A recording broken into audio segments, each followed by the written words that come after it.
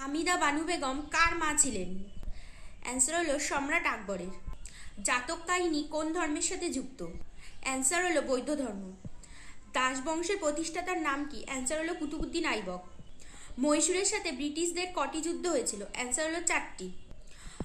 কোন শিখ গুরু খালসা পন্থ প্রতিষ্ঠা করেন? অ্যান্সার হলো শ্রী গুরু গোবিন্দ সিং। আমির খসরু কোন সম্রাটের সভায় বিখ্যাত সঙ্গীত শিল্পী ছিলেন? অ্যান্সার হলো আলাউদ্দিন খলজি। জাতীয় কংগ্রেসের প্রধান সভাপতির নাম কি ছিল? অ্যান্সার হলো উমেশ চন্দ্র ব্যানার্জি। হাইকোর্টের বিচারপতিদের কে নিয়োগ করেন? অ্যান্সার হলো রাষ্ট্রপতি।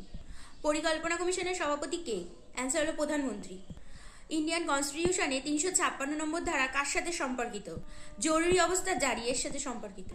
কত সালে কলকাতায় সুপ্রিম কোর্ট প্রতিষ্ঠিত হয়? 1774 সালে। ভারতের সংবিধানে কোন অংশ পঞ্চায়েতি রাজের সাথে সম্পর্কিত? অ্যান্সার হলো ভাগ 9। উভয় কক্ষের যৌথ অধিবেশনে কে সভাপতিত্ব করেন? অ্যান্সার হলো লোকসভার স্পিকার। ভারতের কেন্দ্রীয় মন্ত্রী শপথের বিষয় কোন তপশিলে রয়েছে? অ্যান্সার হলো তৃতীয় তপশিল।